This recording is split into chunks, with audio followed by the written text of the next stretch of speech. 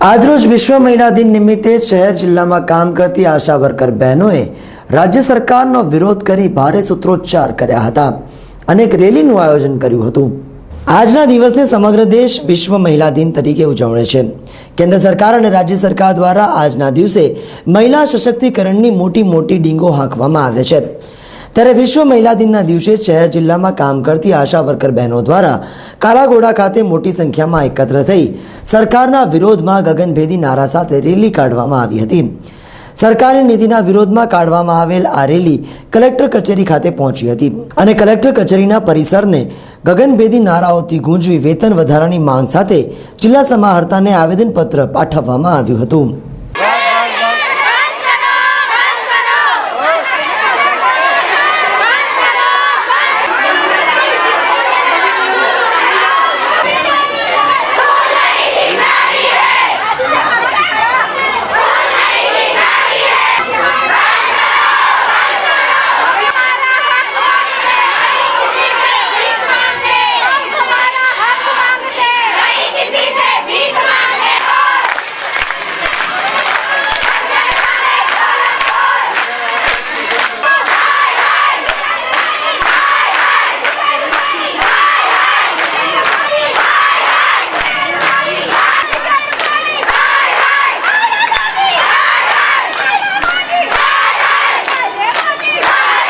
અમે બધા ભેગા થયા છે। અમારી ઘણી બધી મુસીબતો છે, અમને ઘણું બધું અમારું શોષણ થાય છે। જેમ કે અમને પગાર નથી આપતા, જો કે ફિક્સ પેમેન્ટ અમને કરવું છે। અમારે જે લઘુત્તમ વેતનનો ધારો છે એ અમારા પર લાગુ કરવો જોઈએ, કારણ કે અમને સેફટી નથી મળી। અમને ગમે તે ટાઈમે બોલાવવામાં આવે છે, ગમે તે રીતે અમને બોલાવવામાં આવે છે, ગમે તે વર્તન કરવામાં આવે છે અમારા સાથે।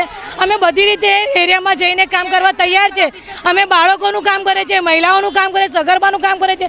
આજે ગુજરાતની બધી મહિલાઓ કે નાની બાળકો કે સગર્ભા બધાનું અમે વ્યવસ્થિત રીતે ધ્યાન આપી રહ્યા છીએ, તો પણ અમારું શોષણ થઈ રહ્યું છે। આજે નરેન્દ્ર મોદી સાહેબજી જ્યારે ગાંધીનગર આવી ગયા છે, બધી બહેનોની ચિંતા છે એમને।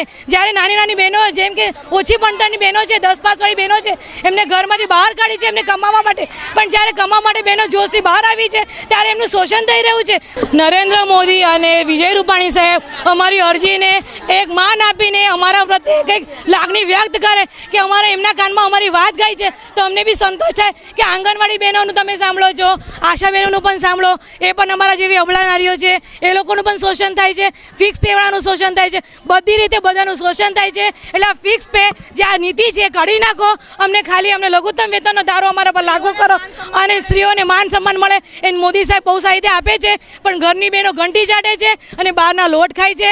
એટલે ઘરની બહેનો છે, તમારી વડોદરાની બહેનો છે, ગુજરાતની બહેનો છે, આશા બહેનો છે, બિચારી લોટ ખાવા માટે પણ તરસી રહી છે, એમને તમે લોટ આપો કે તમે એ લોકોની આજીજી સમજો।